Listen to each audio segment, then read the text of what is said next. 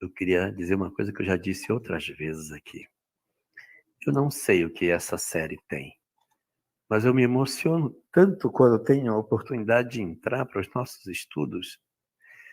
Sim, dá uma emoção e às vezes eu fico achando que são os vídeos que a Cris põe que vai carregando a gente de emoção e a gente entra na live dentro de um ritmo. Mas hoje a gente nem teve o vídeo da Cris. A gente nem teve isso e eu sinto nitidamente que a gente, quando toca nesses assuntos, parece que um cortejo de entidades espirituais se aproxima do trabalho. Eu sinto um envolvimento que eu verdadeiramente não estou falando isso assim da boca para fora, não. Eu sinto um envolvimento diferente nesta live em relação a todas as demais que eu faço. Uma emoção, é um sentimento de reverência que me toma na hora que a gente tem que fazer, como se entidades do mais alto estivessem assistindo e amparando o trabalho que é feito. Essa semana mesmo eu estive conversando com uma companheira do Movimento Espírita do Paraná, muito conhecida de todos nós. E ela dizendo que ela tem acompanhado as nossas lives, que ela tem visitado os conteúdos que a gente tem colocado, e ela tem dito assim que ela tem encontrado muitas explicações para muitas coisas que antes ela fazia a leitura do livro, mas esse enriquecimento histórico que a gente vem trazendo tem sido para ela um motivo de grande satisfação. Então, o que eu queria comentar, que diz respeito não ao nosso capítulo de hoje, mas ao nosso capítulo da última live, e que de certa maneira é a grande conexão com esse capítulo, trata especificamente daquele momento histórico que vai abrir a janela para a ocorrência da chamada Inconfidência Mineira, que é o processo ditatorial que vai acontecer em Portugal. A gente sabe das lives anteriores que Portugal veio de um processo de decadência em função daquele período de conluio com a Espanha, que ele passou muito tempo naquela União Europeia. Quando aquilo é desfeito, ocorre um descarrilamento da economia de Portugal e o país estava numa condição bastante sofrível. E é nessa quadra, nessa etapa da história portuguesa, que nós vamos encontrar uma guinada nos destinos do país, quando, em função das necessidades espirituais que a nação portuguesa precisava, a espiritualidade escolhe o personagem que vai ficar conhecido para nós como Marquês de Pombal para ser um administrador, porque era um homem inteligente, era um homem culto, era uma pessoa que tinha capacidade administrativa e que poderia fazer com que a gestão do território pudesse ser melhor feita a partir das suas competências. Ele é, digamos assim, apontado pelo mundo espiritual e no mundo físico ele acaba sendo alçado à condição de ser realmente aquela autoridade, o conselheiro maior da figura que seria o rei de Portugal naquele período. O rei de Portugal, Dom José, que era o rei que está no comando quando o Marquês de Pombal está na sua ilharga ali, sugerindo os destinos do país, vai acontecer um problema muito grave, porque o Marquês de Pombal, a assumir, ele se fascina pelo poder. Uma questão que é um alerta para nós, né? Ele era escolhido pelas competências espirituais e intelectuais que ele tinha, mas ele resvala. É como mais tarde a gente vai ver na Revolução Francesa com Robespierre. Robespierre é escolhido para liderar a Revolução Francesa porque era o mais inteligente e o mais moderado, o mais conciliador entre todos os revolucionários. Ele é aclamado pelos mais extremados de um lado, os girondinos e os jacobinos, que eram do outro lado os mais agressivos. Eles convergem para o nome de Maximilian Robespierre, porque ele conseguia ouvir os dois lados. E ele se perde completamente. E Marquês de Pombal também vai se perder na condução. A coroa portuguesa, ela tem um histórico de violência. Ela era uma coroa que tratava com muita dureza os que se opunham aos seus desígnios. Era uma coroa absolutista, empobrecida, mas extremamente perversa contra os seus agressores. Os seus súditos que não obedeciam aos seus comandos eram castigados de maneira muito severa. E quando o Marquês de Pombal assume o poder, ele inicia uma caçada contra todas as pessoas que, de alguma forma, pudessem passar dentro do espectro da visão dele como sendo inimigos do rei. E ele perseguiu sem trégua. Ocorre um incidente de um atentado que se dá contra o rei de Portugal, numa noite. Ele é atingido por tiros. Ninguém sabe, na verdade, quem seria de fato o agressor. Mas a gente tem suspeições de alguns nomes, e hoje, até na própria obra, cita o duque que estaria diretamente envolvido no incidente. Mas ele arrola no corpo de acusados pessoas que absolutamente eram inocentes. Entre as pessoas inocentes que ele acusa os távoras. Os távoras privavam da convivência íntima da corte, eram amigos do rei, eram pessoas muito próximas de toda aquela possibilidade de ter um contato mais estreito. E o Marquês de Pombal, sem provas, ele acusa os Távora de estarem envolvidos. Os Távoras eram inocentes. E atrocidades sem tamanho são cometidas, injustiças do ponto de vista terreno, absurdas são cometidas nesse julgamento. A esposa dos Távoras é assassinada sem que ela tenha culpa alguma, o pai. E assim eles vão pegando o pai, a esposa, os filhos. Um dos Távoras, apavorado com a perseguição, ele pega ácido sulfúrico e joga no rosto. Desfigura o próprio rosto, ele fica cego, mas para que o rosto se deformasse e ele não fosse encontrado pela perseguição da coroa. Ele realmente é poupado, porque ninguém consegue encontrá-lo, mas ele vai viver o resto da vida com as sequelas daquela água de vitríolo, que era o que, como se chamava o ácido sulfúrico naquele período. Ele joga ácido. Imagine a pessoa lançar ácido no próprio rosto como estratégia de fugir ao processo de perseguição da coroa. Quantas barbaridades foram cometidas em nome desse processo tão difícil que se passou. E é ele que vai promover uma das decisões mais infelizes da nossa história, que é a interpretação de que os jesuítas conspiravam contra a coroa portuguesa. Quem assistiu o filme que eu sugeri, quem foi obediente, só vou falar agora com os obedientes. Quem foi obediente e assistiu o filme A Missão, que está no YouTube gratuitamente para a gente assistir, vai ver no filme o Marquês de Pombal por trás da história. Não foi não, Denise? Ele como articulador da expulsão dos jesuítas de maneira escandalosamente equivocada. O filme faz você chorar diante da decisão equivocada que a coroa toma. Então, e a igreja. Então você vai ver ali ele enxergando inimigos em toda parte. Ele fica como que assombrado.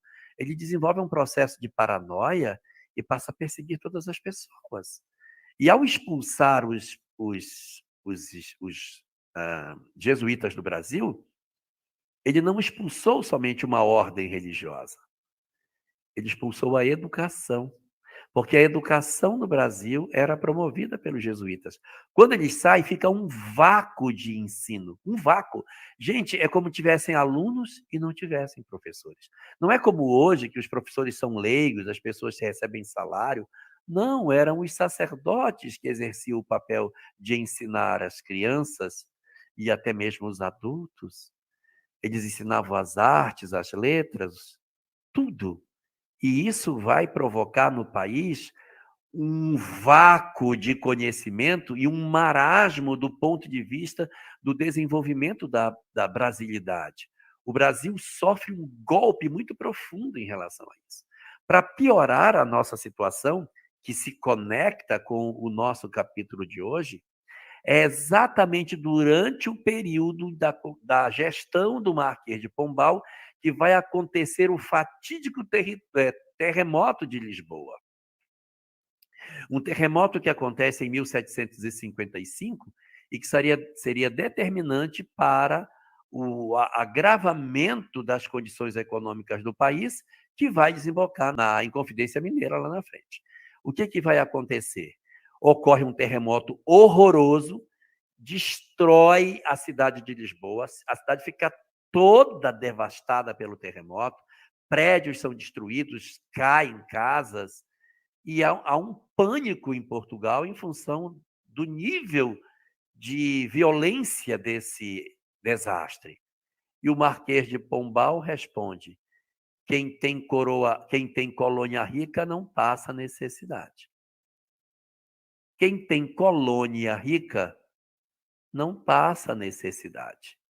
Ele manda, então, aumentar os impostos do Brasil, obrigando o Brasil a reconstruir Portugal. Se já estava ruim, ficou pior ainda. Então, o mundo espiritual assiste à derrocada do Marquês de Pombal, que foi um homem eleito pela espiritualidade. Isso é que é o mais doloroso. Ele foi eleito porque ele tinha os recursos espirituais para ocupar a posição que ocuparia. Mas como nós somos frágeis, como o poder nos cega, como nós nos equivocamos com relação aos propósitos da vida. E o Marquês de Pombal escreve páginas profundamente sangrentas, tristes da nossa história. Ele promove a perseguição dos inimigos da coroa ou dos possíveis inimigos da coroa de maneira muito dura. Ele expulsa os jesuítas do Brasil e constrói uma desgraça no processo educacional. E ele faz impostos escorchantes, aumentando o processo da necessidade dos impostos no Brasil para reconstruir Portugal. Então, eles aumentam os impostos, quero mais ouro, preciso de mais dinheiro, vocês se virem, porque eu vou aumentar a minha porção, eu quero 20% de tudo que é produzido, por isso que era 1/5, o quinto dos infernos, né? Porque era tomado 1/5 de tudo que se produzia, isso era tomado, essa pessoa, não, 20% a coroa recolhia como imposto para ela. E isso vai produzir uma atrofia no Brasil e, evidentemente, Portugal se reconstrói. Mas isso vai promovendo um sentimento de aversão pela coroa.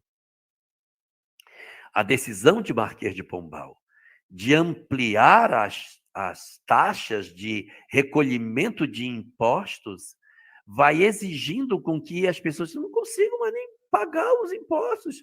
Eu vivo para pagar imposto, não consigo. Eu tiro, pago minhas custas, pago todas as despesas, não é? E ainda tenho que pagar 20% de tudo para Portugal. O que me sobra? O que vai ficar para mim? Então, começa o prurido do desconforto da nação, nem era nação ainda, desconforto da colônia com a forma como Portugal lidava, olhando o Brasil apenas como uma laranja que você, se espremer mais, ela dá mais caldo. Espreme mais, que sai mais. Está espremendo pouco, espremer mais, cai mais de lá. Então, eles vão esmagando e vai provocando um sentimento de rejeição. Um processo que antigamente não existia. havia uma relação, ninguém gostava de pagar imposto, mas o processo de relação com Portugal não era esgarçado como vai se tornar nesse período. Então, ele, na verdade, acaba provocando os primeiros movimentos para dizer, não, esse negócio aqui tem que se libertar. As primeiras ideias, você vê como é que é. Se não fosse tão acochado o sentimento de saída daquela situação de exploração, talvez nem tivesse sido tão aflorado. Mas você garroteou tanto, você apertou tanto, que as pessoas começaram a se juntar e começaram a discutir a possibilidade, sim, de que se pudesse se libertar. E aí, para a gente já entrar no nosso capítulo de hoje, vai acontecer 2 fenômenos que são muito importantes nesse período. Um deles é a independência dos Estados Unidos, que aconteceu em 1776. Então, é depois do Marquês de Pombal, mas nessa janela aí de tempo, de colônias que lutam e que se libertam das suas coroas. Isso, olha, eles se libertaram. Isso é legal, estão se libertando. E os ideais revolucionários da Revolução Francesa. A Revolução Francesa, sim, mas a Revolução Francesa é depois. Mas os ideais que alimentaram a Revolução Francesa, os enciclopedistas, todo aquele movimento que acontecia dos iluministas, que propunham uma coisa incrível naquela época. Eles propunham um negócio totalmente impensável, que pessoas que não eram reis, que não eram nobres, pudessem governar as nações. Isso é uma novidade, tá? Isso é uma novidade. Porque na Europa, como era o modelo gestor na Europa? Famílias aristocráticas comandavam as nações. Isso é assim. Nós temos os de sangue nobre que comandam os de sangue vermelho. Então, tem um grupo que comanda todo mundo. E isso é assim há tantos séculos que só pode ser assim mesmo. Não pode ser diferente. E aí surge na Europa, e principalmente no período da França, por que não? Por que eles têm que nos governar? Por que não podemos nós governar as nossas próprias nações? Então, esse sentimento de por que a coroa? Por que não nós? Por que não? Essa ideia vai criando corpo e eles olham para a libertação dos Estados Unidos, a independência americana, e diz, dá certo. Está aí como prova que dá certo. É possível dar certo. Então, a revolução que levou à independência norte-americana chacoalhou as estruturas da Europa. E no vácuo disso, as ideias iluministas ganhavam cada vez mais força.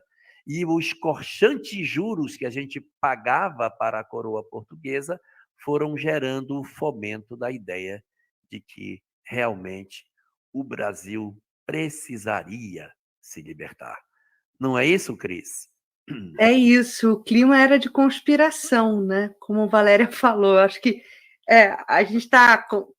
Tudo conspirou para que nós estivéssemos hoje aqui, dentro dessa oportunidade única de trabalho, de darmos desdobramento a essa obra, Brasil, Coração do Mundo, Pátria do Evangelho, Humberto de Campos assinando a pena augusta de Chico Xavier, nos contando mais esse lindo capítulo da história do Brasil.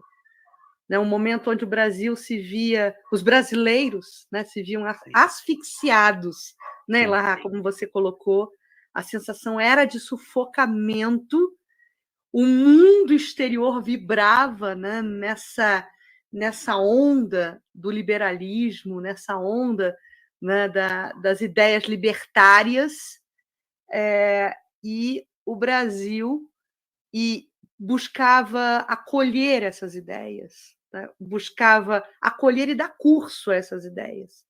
E isso nascia justamente em determinados pontos do Brasil.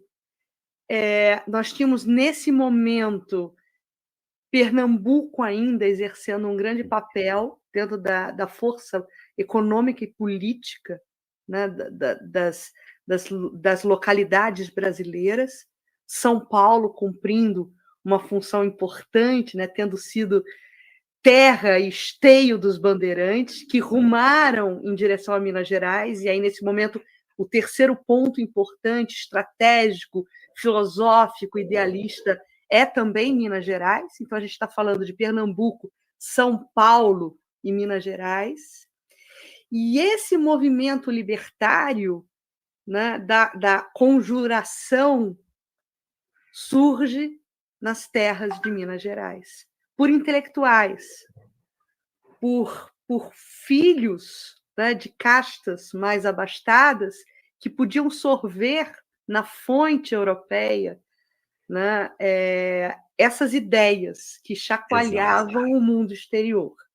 É muito interessante isso que você está colocando, porque realmente o próprio nome é muito feio, né? Inconfidência Mineira. É um nome assim, feio. Eu acho feio esse nome. Porque é um nome que parece assim que tá todo mundo escondidinho. Mas é porque realmente, se não fosse escondidinho, a coroa eliminava na hora.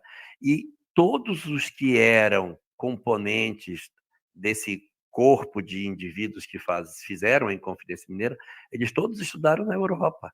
À exceção do próprio Tiradentes, que era brasileiro e estava aqui porque era do Exército, era militar. Brasileiro e alferes, né? E alferes, ele é um cargo que hoje é como se fosse um tenente. Então, os outros eram estudiosos, foram para a Europa e se banharam com essas ideias. Então, você vê, a Europa estava fervilhando de ideias de liberdade. Você manda seu filho para fazer uma faculdade de Direito em Coimbra, o cabra volta de lá com o diploma debaixo do braço e a cabeça virada, achando que realmente os ideais de liberdade, de lutar contra a coroa, deveriam acontecer. E aqueles juros absurdos, os impostos imensos que a coroa cobrava, não fazia sentido e que justificava, então, uma ruptura do regime. Eu estava lendo aqui, eu não consegui identificar o ponto, mas não importa, eu acho que eu guardei a essência do texto de Humberto de Campos, e por isso é bonito a gente poder se debruçar novamente no detalhe sobre essa obra, porque em algum momento aqui do capítulo, meninas, se vocês acharem, vocês me digam.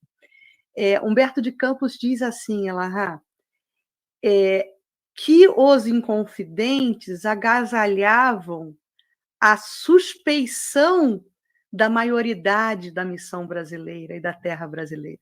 Eles agasalhavam aquilo que ainda estava em suspeição, porque logo mais adiante nessa obra, Humberto de Campos vai afirmar que a maturidade e a maioridade da nação brasileira, ela acontece com a proclamação da República.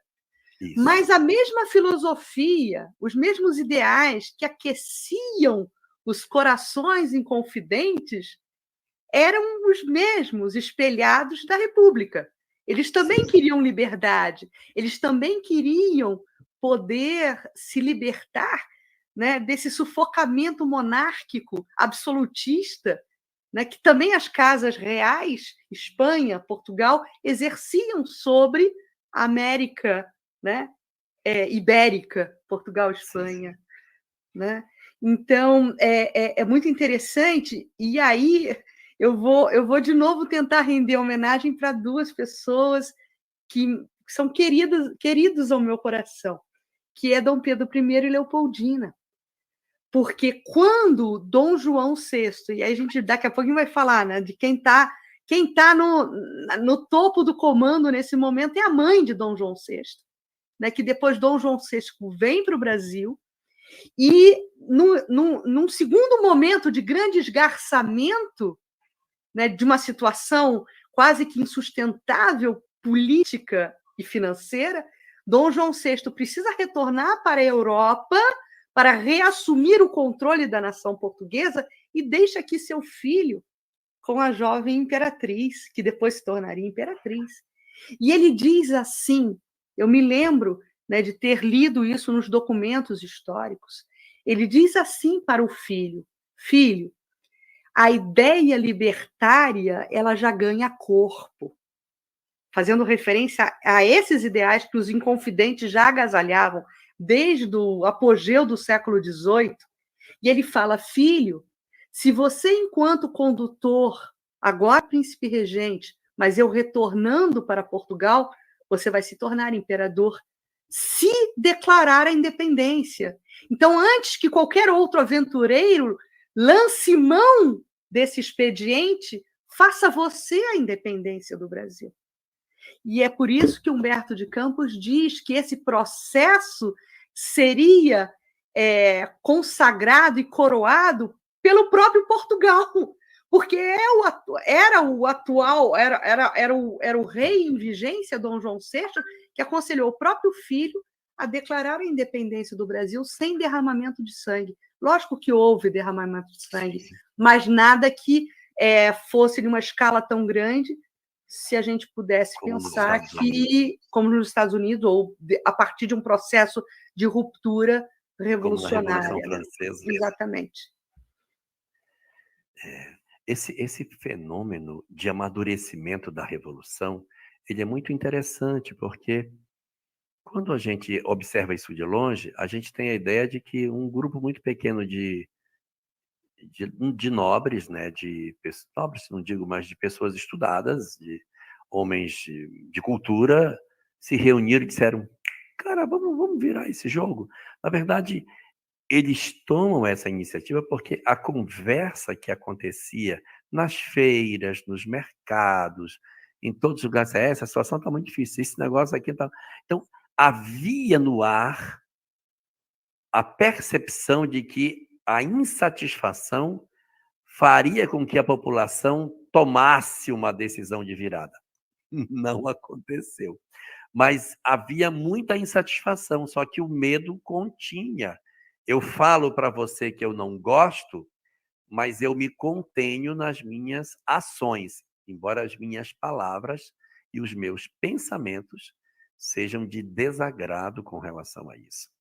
Então, nós vamos enfrentar durante um certo período de tempo que antecede a chamada Inconfidência Mineira, reuniões que vão acontecer nos bastidores.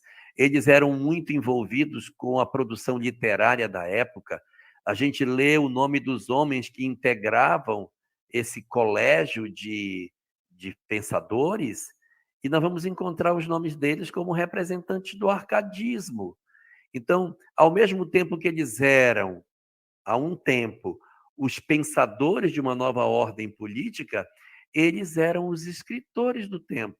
Então, você vai ter Cláudio Manuel da Costa, você tem o Tomás Antônio Gonzaga, Inácio de Alvarenga, que eram pessoas que estavam fazendo produções.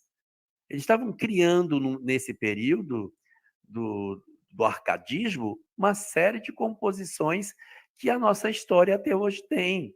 Então, você vai encontrar muitos deles com pseudônimos, porque isso era muito típico na época.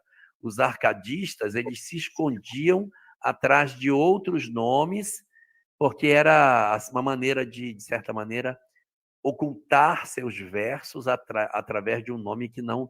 Disse, mas isso é de fulano. Não, esse é o meu pseudônimo poético, é esse.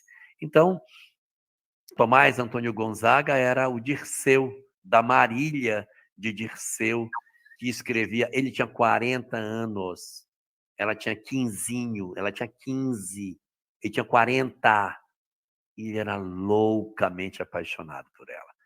E ele tinha uma loucura para casar com Marília, que, na verdade, era Maria Doroteia Joaquina de Seixas Brandão, era o nome dela. E ele, então, mantém um romance platônico com ela, porque naquela época o negócio era desse jeito, né? E ele tem aquele desejo, escrevia os seus versos, as coisas. Cláudio Manuel da Costa também escrevia. Eles eram escritores, pensadores, vamos dizer assim, filósofos do seu tempo, poetas, sonhadores, que tinham um ideal. Nós vamos libertar a nossa nação. Aqui será um local livre. Nós faremos um local lindo. Aqui reinará a igualdade. Não terá escravidão. Não tinha escravidão na ideia deles, tá?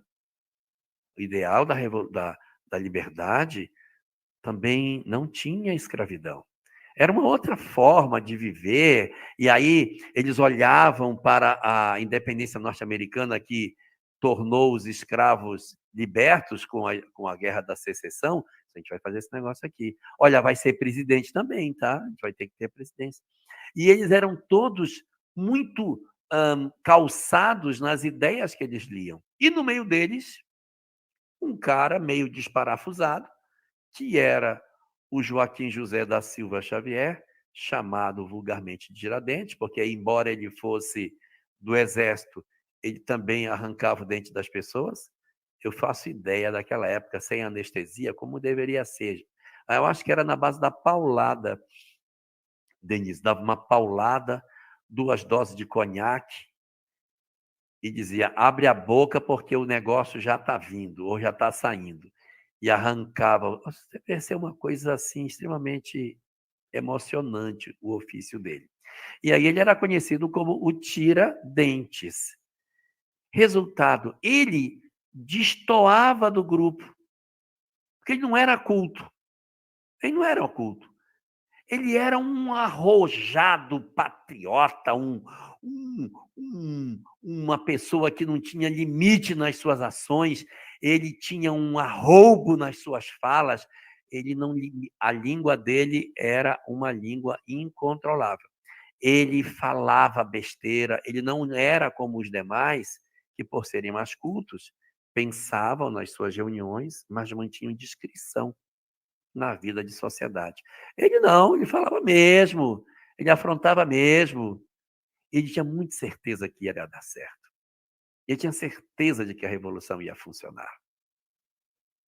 Embora ele não fosse o líder. Ele não era o líder. Ele era aquele cara assim, que era o que falava bobagens. Era o mais empolgado da ideia, mas ele não era a cabeça para dizer assim, não, a revolução não pode ser feita assim. Ele não era essa figura ponderada, ele era todo estovado. E é esse homem com essa característica que vai acabar se tornando depois muito importante nesse cenário.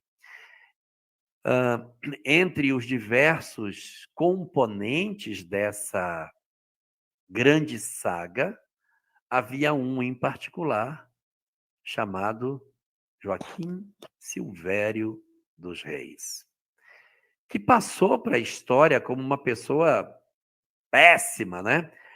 Inclusive, houve muito uma tentativa de fazer uma conexão de os componentes da Inconfidência e os discípulos, Tiradentes e Jesus, barbudo, que foi sentenciado à morte de maneira injusta, e tinha um traidor, aí Judas é o traidor, Silvério dos Reis é o Judas de Tiradentes. Então, essas conexões se fez muito pela similaridade das histórias, mas, pelo amor de Deus, não dá para a gente comparar as personalidades, porque o nosso Tiradentes, meu Deus. Aí, conclusão.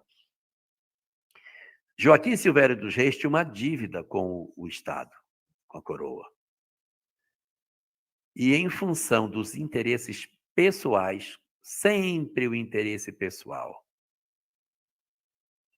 ele decide delatar as pessoas. Ele delata para a coroa as reuniões, quem eram os integrantes. Fala sobre como que a revolução iria acontecer. Ele tinha acesso. Como que iam acionar as diversas partes do país para que se deflagrasse, quando que ela iria ocorrer, em que época. Eles haviam marcado uma data. Havia muitos impostos que estavam atrasados. E eles queriam cobrar os impostos atrasados e fazer com que houvesse um afluxo maior de recursos, porque a coroa estava precisando. Precisava arrumar as economias em Portugal. Então, eles iam produzir uma grande condição de juntada de dinheiro para que esse dinheiro se derramasse no cofre da coroa. Então, o nome dessa ação era chamado de a derrama.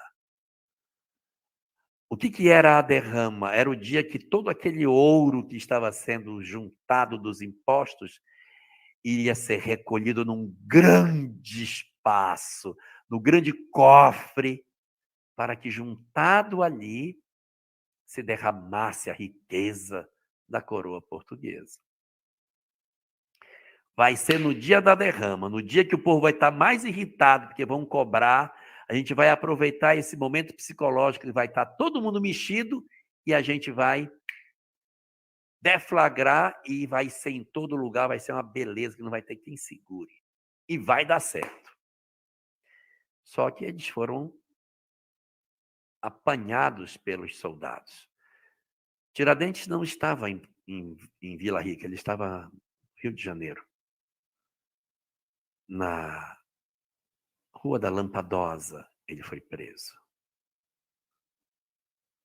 Lembro quando eu era criança e que minha mãe fazia questão de contar essa história assim, ela tinha tantos detalhes, não sei por que minha mãe era tão apaixonada pela história de Tiradentes.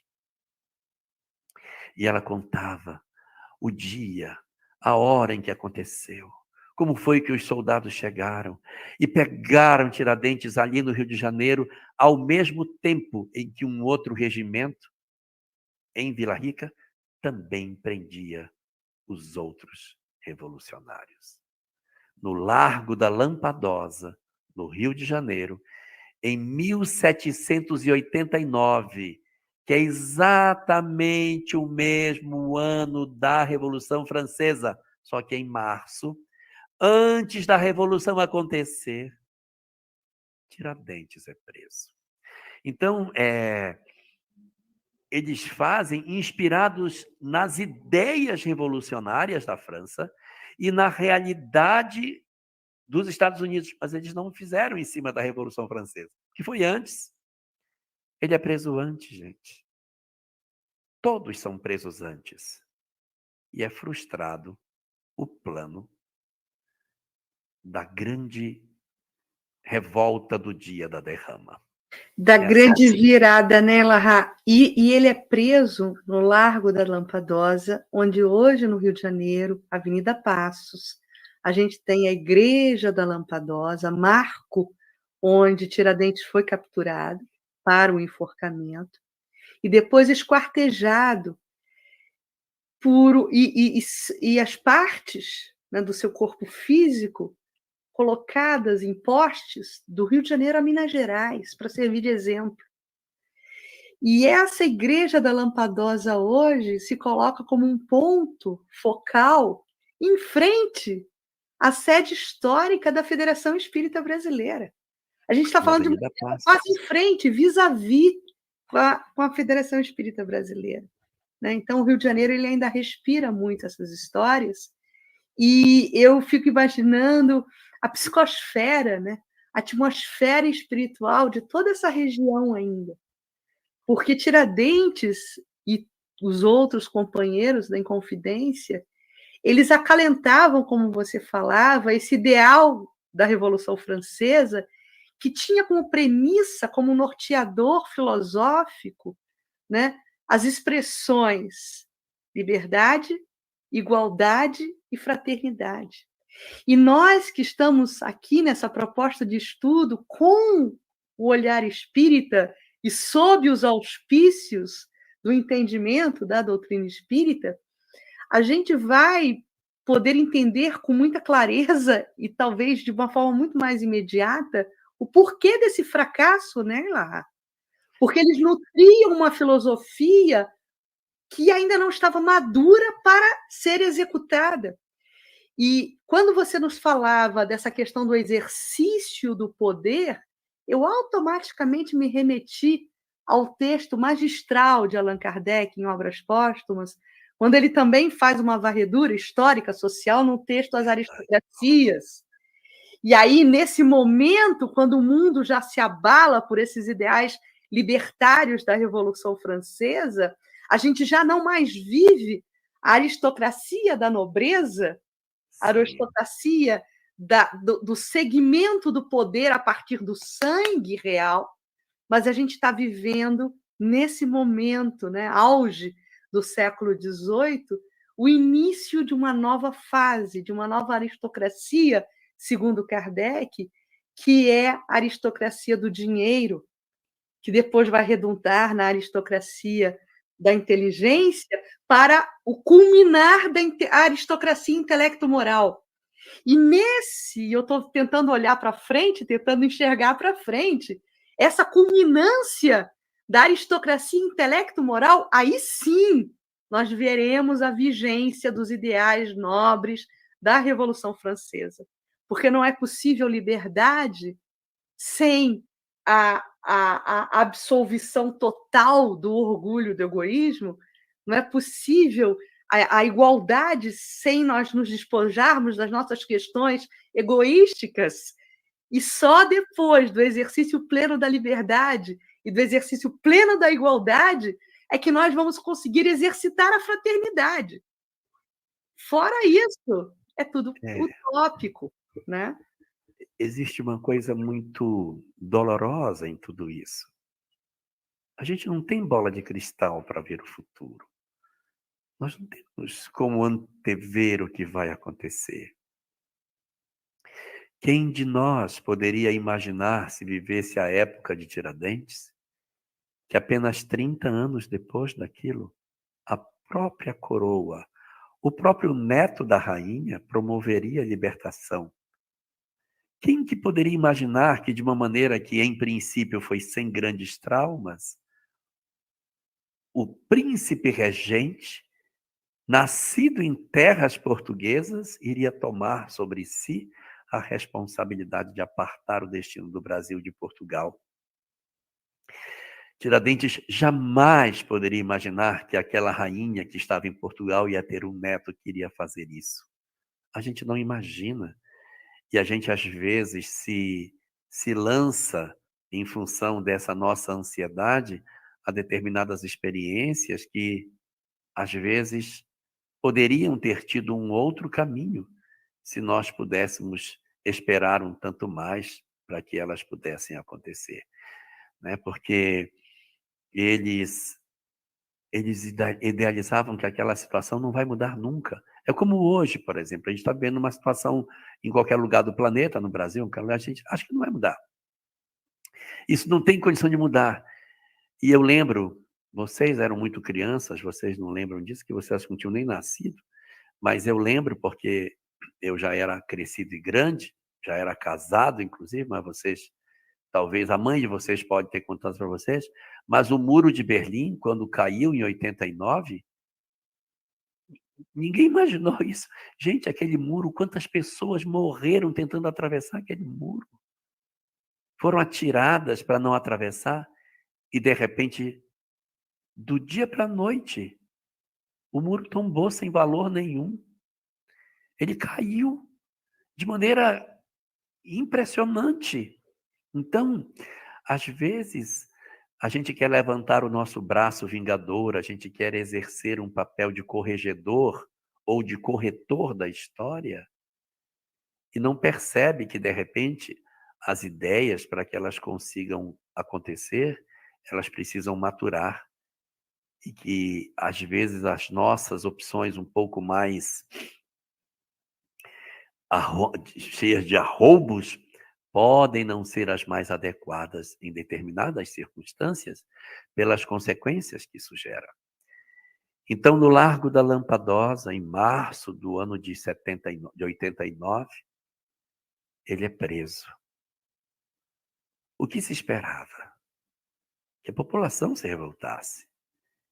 Que as pessoas se voltassem, afinal de contas, eles eram apenas poucos homens e não se faria uma revolução com tão poucas pessoas. Mas não foi o que aconteceu. Na medida em que os cabeças foram presos, embora dentro das pessoas existisse a vontade da libertação, quem iria se expor? Quem iria se apresentar? E aí eu evoco aqui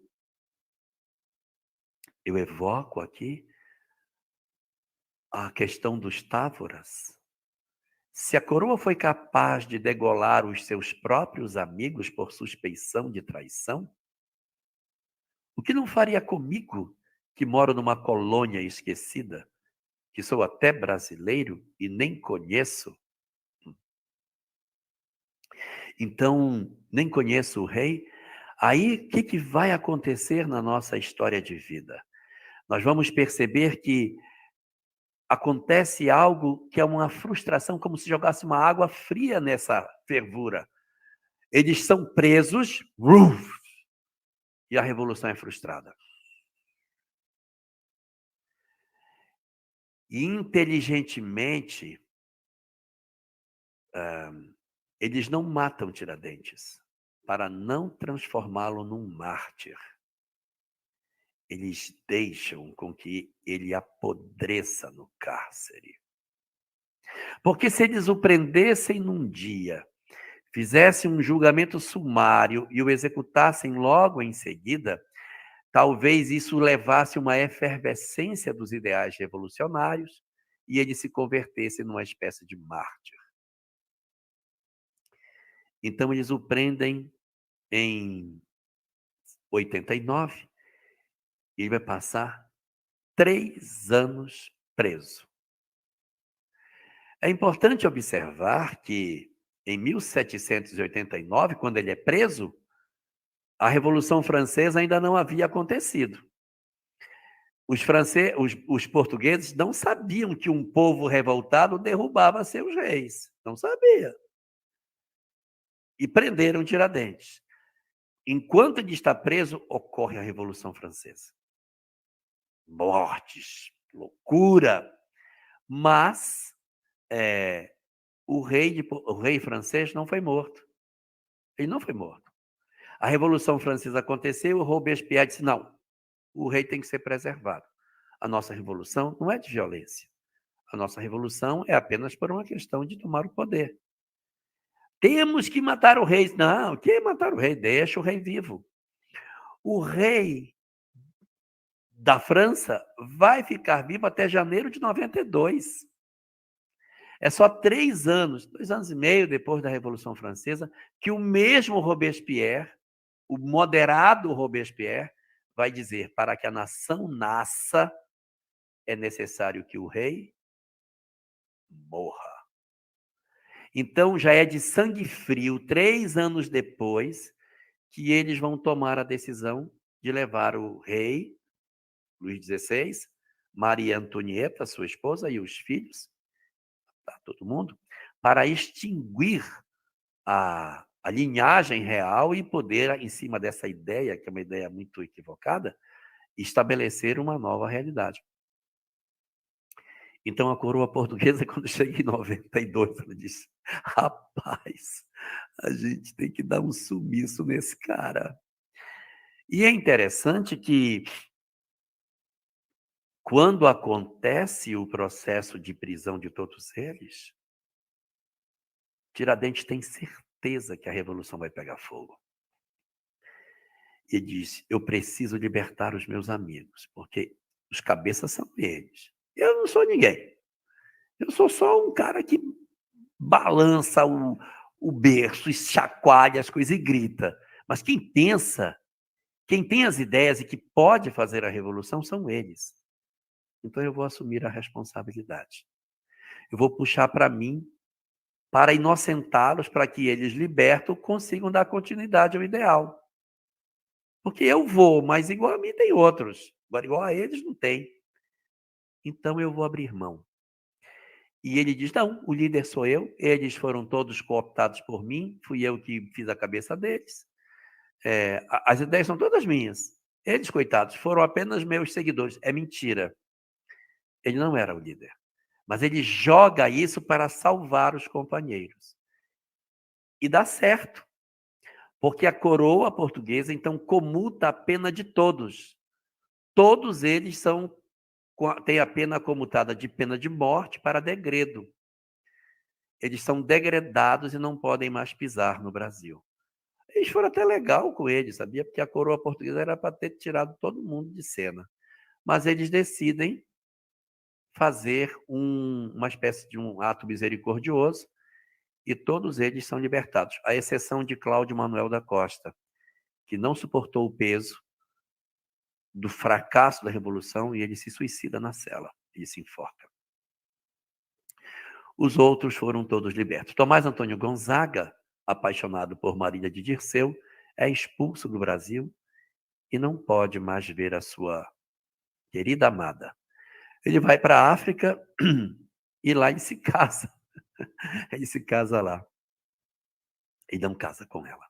E, apesar de toda a paixão, termina a sua história com outra pessoa que não é a mulher que ele fez tantos versos tão bonitos. E Tiradentes é levado para a pena capital. A escolha é pela forca. Ele é levado ao enforcamento e pergunta-se a ele se ele tem consciência do que ele está fazendo. Porque ao assumir a responsabilidade da revolução, ele seria morto sozinho. E todos os demais seriam libertos. E diz a história que ele teria nessa hora proferido a seguinte frase: se 10 vidas eu tivesse, 10 vidas eu daria. Uma outra frase atribuída para Tiradentes, que é uma frase belíssima, é a frase na qual ele teria dito: é pena, porque se todos quisessem, poderíamos fazer deste país uma grande nação. É pena, porque se todos quisessem, poderíamos fazer deste país uma grande nação. Quando a gente utiliza assim palestras motivacionais, eu gosto muito de usar essa frase. Quem disse essa frase? Nossa, aí aparece gente em todo lugar dizendo assim, não, essa frase é de Tiradentes. A gente conhece pouco da história dele.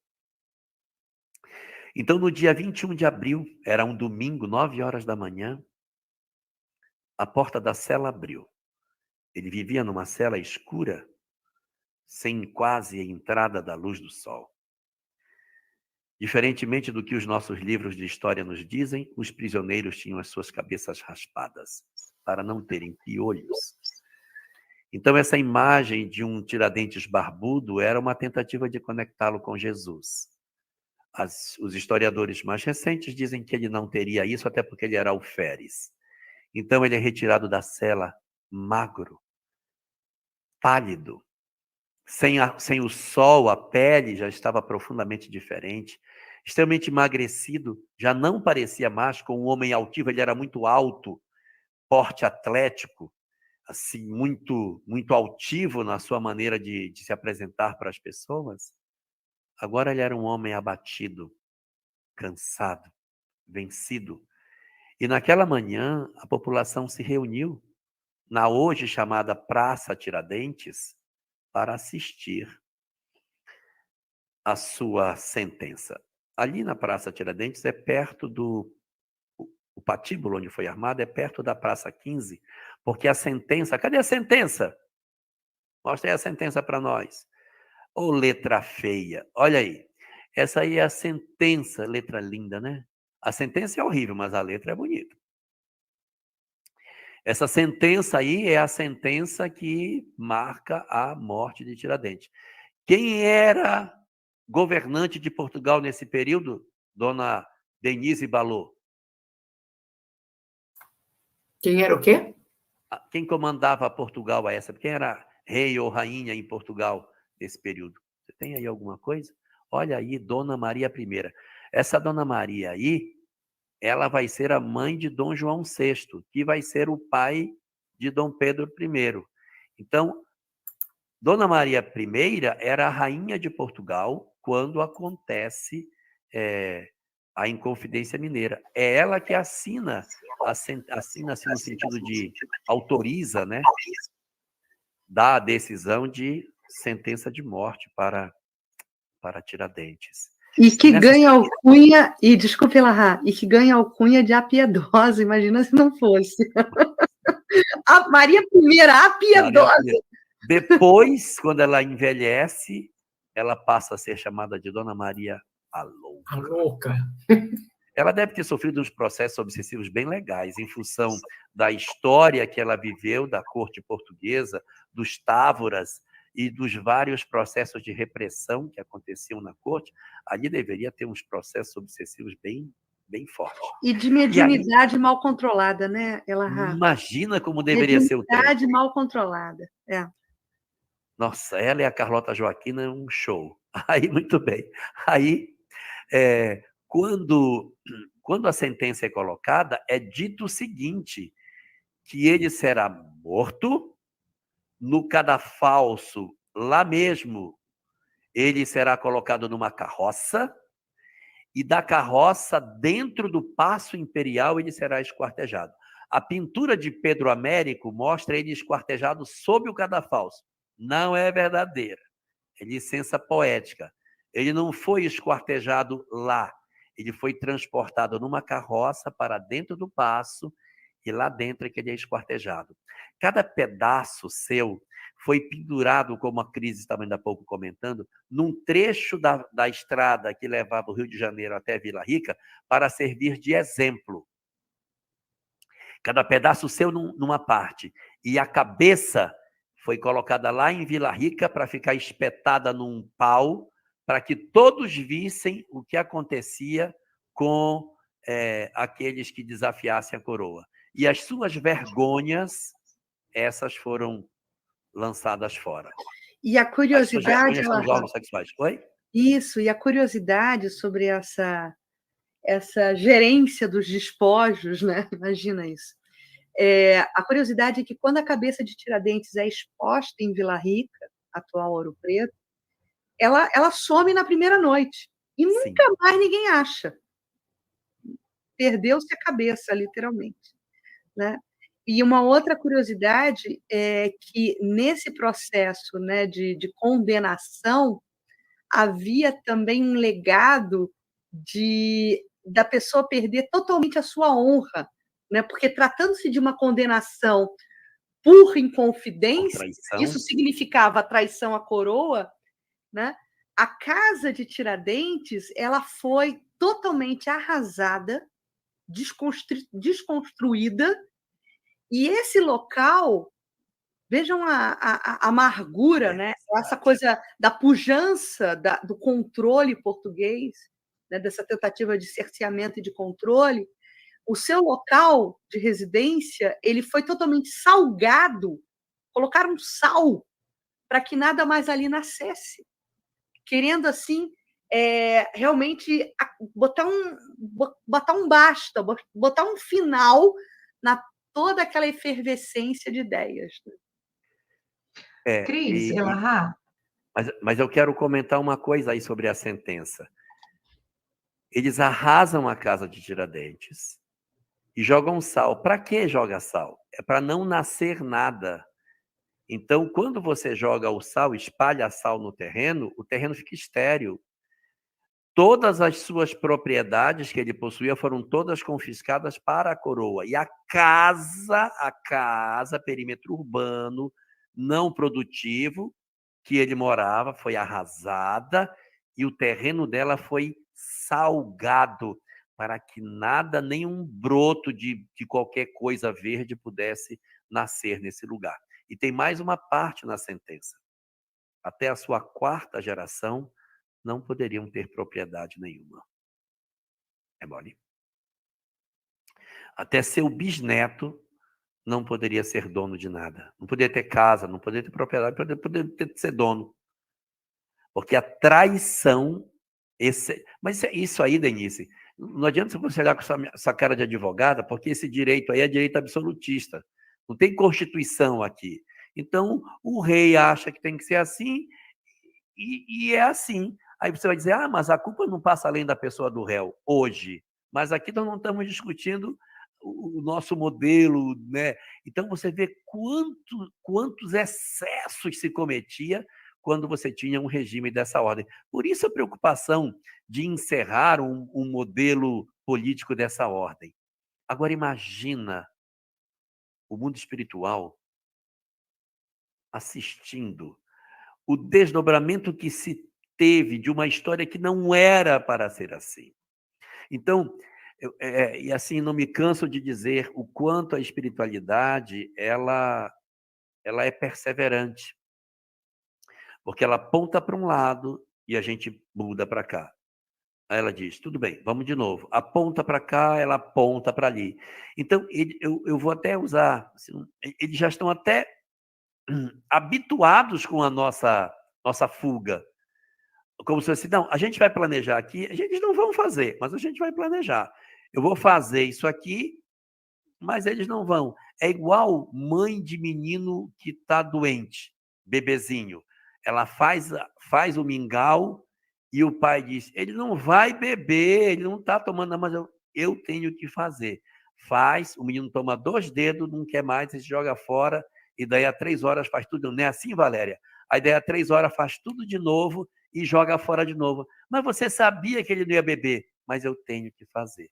É mais ou menos esse padrão que a gente vê na espiritualidade. Eles desenham uma perspectiva e os espíritos apostam nessa perspectiva, colocam as criaturas no cenário que são capazes de executar o plano, mas as nossas fragilidades são tamanhas que nós frustramos os planos, mas eles não se frustram e dizem, bola para frente. E quanto a isso, tem uma pergunta, inclusive disso que você está falando, da professora Josi. De matemática. De matemática. Ela diz assim, ó, boa noite a todos. Observamos na história tantos personagens que foram convocados por Cristo para encarnar no planeta Terra com o intuito de auxiliar no progresso. Não obstante, acabaram se comportando de forma equivocada. Acredito que muitas vezes por ignorância. E aí segue a pergunta dela aqui, ó. Logo, quando erramos, mesmo que seja por falta de conhecimento, acabamos criando vínculo com as pessoas que, porventura, viemos a prejudicar? Sem dúvida. É assim que a vida anda. Esse é o princípio da lei de causa e efeito. Você tem condição de fazer o certo e, por isso, é convocado a fazer o certo. Você vem e faz o errado e se compromete com aqueles que você errou. E aí a vida segue. Você vai se enrolando, vai se enroscando, e é por isso que a gente está do jeito que está. Mas é exatamente esse o mecanismo da história. Você tem condição e precisa acertar. Vou colocar você numa posição de comando que você... Não, mas eu vou fazer certo. Pode, eu vou acertar. Então vai, vou. Aí o cabra vem, faz uma bobagem, tira uma de Marquês de Pombal, enfia os pés pelas mãos, toma todas as decisões equivocadas. Isso não é possível, gente.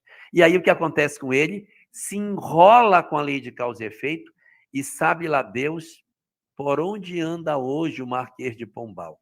Certamente ele anda nos ambientes políticos, porque é uma entidade que veio para a política, ele deve estar vivendo nos ambientes políticos, tentando corrigir os equívocos que já fez, exercendo o papel de mando, mas tendo a possibilidade de ser, de repente, alguém que vai auxiliar alguém, ou pode estar nas barbas do poder, discutindo o desrespeito às leis, incomodado com a falta de sensibilidade, louco pelo trono, louco para sentar naquela cadeira, porque tem em si a competência para fazer, mas pode, de repente, não ter as habilidades que a gente poderia pensar.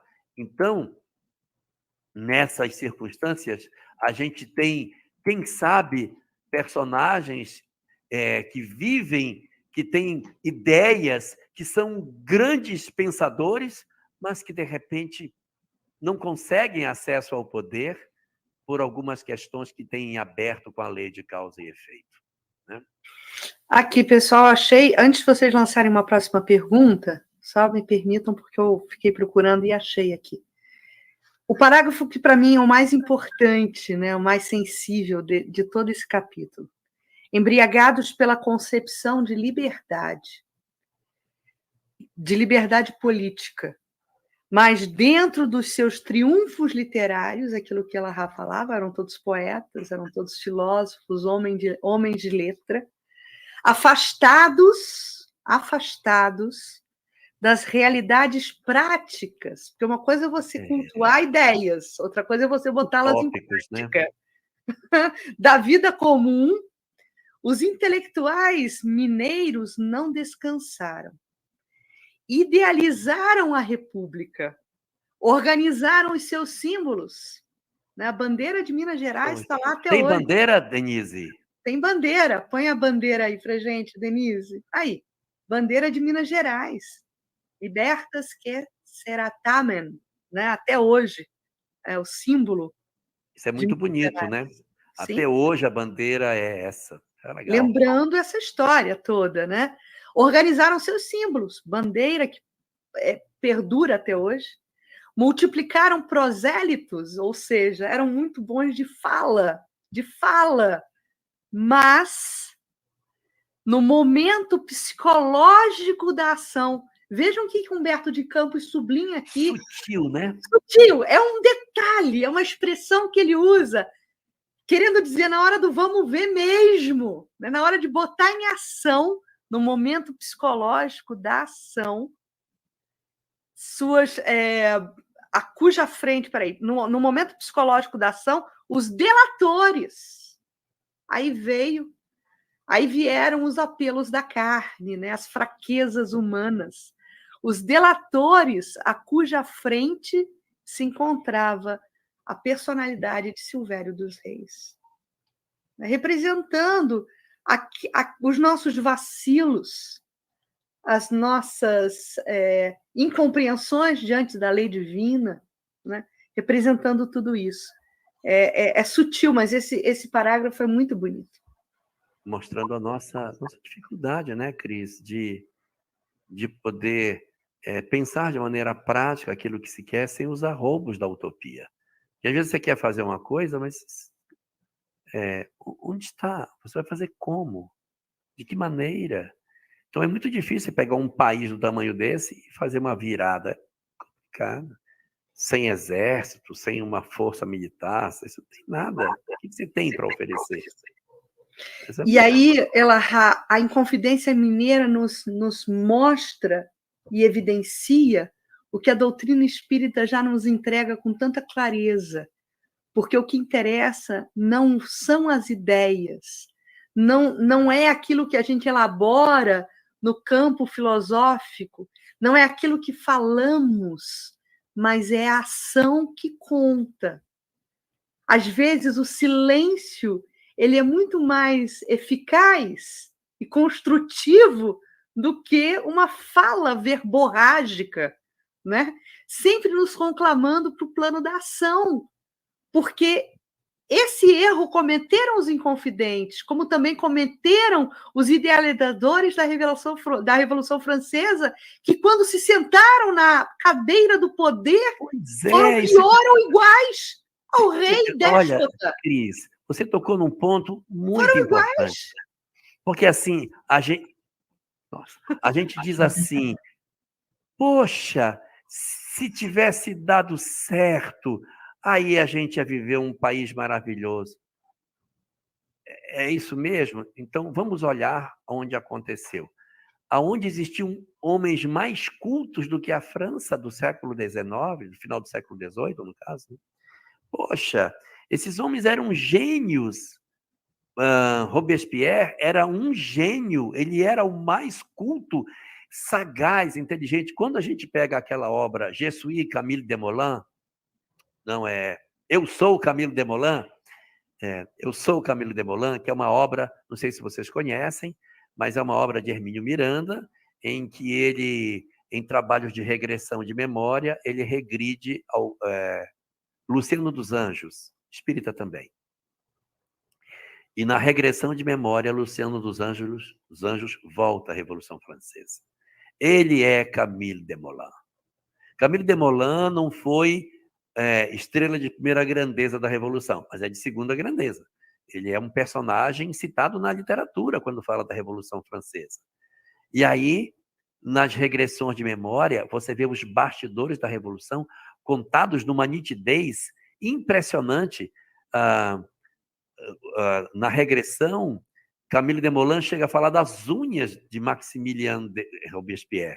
Assim, ele ruía as unhas lhe deram todas no toco, porque ele era ansioso, ele via ruindo as unhas, e ele não tinha, assim, detalhes da maneira como ele ficava o tempo todo arrumando óculos, e do quanto ele era culto, do quanto ele era centrado, do quanto as pessoas ouviam quando disse não. Ele sozinho comandava os dois lados da Assembleia. Não será assim. Ele tinha uma autoridade, um comando sobre as pessoas. Por quê? Porque ele era culto, era inteligente, sabia negociar, articulador político. Ele era perfeito para o posto. Se corrompeu. Corrompeu no sentido de dinheiro. Se corrompeu pelo poder. O final dele é triste. Ele conta no livro os próprios amigos se revoltando contra ele, dão um tiro dele no rosto. Ele pega um tiro no queixo e fica 12 horas em cima de uma mesa, agonizando antes de ir para a guilhotina. Agoniza com um tiro. Imagina quanta dor esse homem sentiu. Mas você vê que pessoas cultas, eles eram cultos, mas isso não impediu que eles fossem sanguinários. O quanto de equívoco se cometeu em nome da revolução na guilhotina foi uma barbaridade. Quantas pessoas foram levadas à morte de maneira absurda. Eles começaram a destruir, a matar os que eram contra a revolução, e quando os que eram a favor da revolução disseram, olha, eu acho que a gente está matando gente demais, você é contra também. Até os amigos da revolução também foram degolados. Uma coisa impensável. Então você vê como às vezes nós nos achamos preparados para determinadas posições e podemos nos surpreender pela nossa fragilidade diante do poder. Naquela velha frase, né? Quer saber quem é o homem?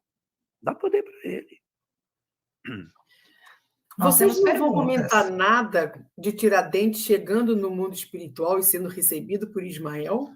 Ele é recebido, né, no plano espiritual, né? Aliás, o mérito dele é tão grande, o reconhecimento e o suporte espiritual dado a ele, né? Ele tem essa oportunidade de receber esse acolhimento espiritual e ele não precisa sequer acompanhar, né, a repercussão daqueles momentos agonizantes da forca. É como se ele fosse psicologicamente, psiquicamente, melhor dizendo, não psicologicamente, psiquicamente insulado e amortecido espiritualmente para que ele não sentisse o impacto do enforcamento. Isso é aportado aqui por Humberto de Campos. Miguel Larra. A gente aproveita na próxima semana e traz o texto. Isso que eu ia falar agora. Sim, porque o bacana. outro texto, ele tem uma fala de Tiradentes, né, numa conversa, e que ele diz, meu amigo, declarou com bondade, antes de tudo devo afirmar que não fui um herói, em si um espírito em prova, servindo simultaneamente a causa da liberdade da minha terra. E aí, só para dar um spoiler, eu falei que não ia dar, mas eu vou dar. Humberto de Campos, lindas palavras de Humberto de Campos. Um sulco luminoso, imaginem isso. Um sulco luminoso desenhou-se nos espaços.